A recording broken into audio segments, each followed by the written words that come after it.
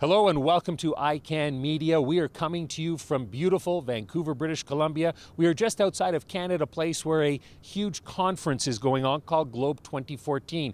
I'm your host, Rob Hislop, and over the next couple of days we're going to be heading into the conference, taking in some of the many sessions and talking to some of the keynote speakers. Some of the topics discussed: changing energy landscapes and responsible resource management.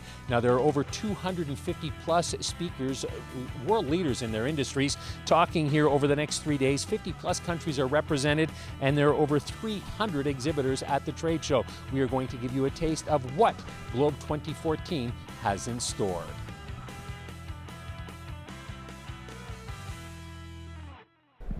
Joining us now on ICANN Media is Chris Montgomery. Chris, you're with CAP, the Canadian Association of Petroleum Producers. Tell us about your role with this group. Yep, so I'm the manager of natural gas communications with CAP, as we call ourselves, and a lot of that these days is involved in direct community outreach and speaking to people on the ground where they live about what it is our members do and how we operate.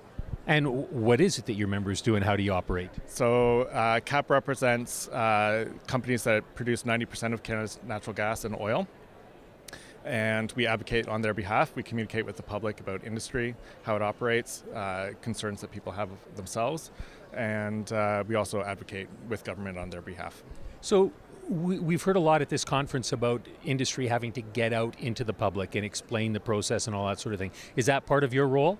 Yes, that's right. So with the natural gas story in British Columbia these days, we're out in communities like Fort St. John, Chetwynd, Hudson's Hope, where our member companies are operating, listening to concerns that people have, explaining what we do and how we operate.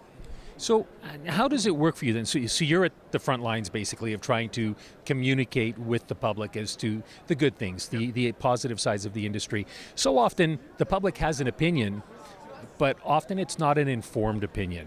Do you run into a lot of that?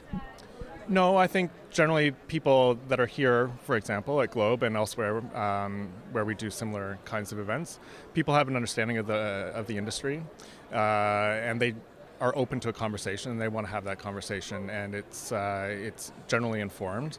Our industry is quite visible. The debate about our industry is quite visible and vocal. So, but most people are somewhere in the middle and want to have a conversation and talk about. So what sort of things do you find that, first off, what sort of things do you try to put out there to make people feel at ease with having this industry in their region? Well, I think having people informed more gives them a larger comfort level with the industry itself, and just having a voice and for them to be able to express themselves goes a long way in and of itself. What are some of the things that you might have to, like some sort of fears that you might have to alleviate? Is there a common theme that keeps coming up? Water use, for example, in natural gas extraction is obviously of concern. So we explain how we protect drinking water and groundwater, for example, and also the fact that our companies are actually recycling a lot of their water these days, so that they don't have to keep taking more and more from what would otherwise be drinking water sources.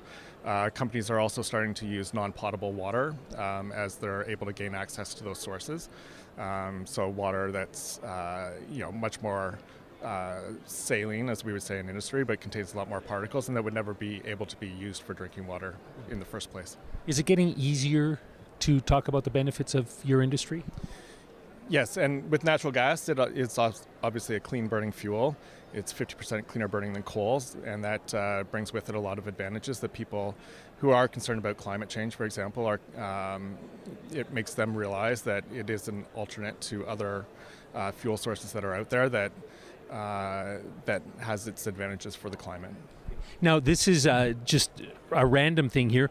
Just looking at your booth here, it's quite fascinating, and it really simplifies the process. So perhaps you can just go through each one of these vats for us and tell us what they are and what they're representing. I'll get you to do it out in front here, and you can sort of direct our cameraman Evan as to what this is. So tell me what we've got here. Okay, so in the first bucket here we have bitumen, which is the oil that's been extracted from the oil sands. And it's quite heavy and thick, obviously. Very thick, and if it were outside today, I think it's about 10 degrees here in Vancouver, it would actually be frozen. So you can't actually ship it by pipeline or other means. So in order to ship it, we dilute it with other lighter hydrocarbons, and we call that dilbit, which is obviously short for diluted bitumen, and then you're able to move it by pipeline. And you see it's quite a bit thinner here. It is, yeah. And then over here? So this would be synthetic crude. After the bitumen's undergone its initial processing, the molecules of the bitumen are broken down, and it allows the synthetic crude, which we see here, to be refined into products that Canadians use in their everyday life. Excellent. Thank you so much. Appreciate it. We've been chatting with Chris Montgomery from CAP.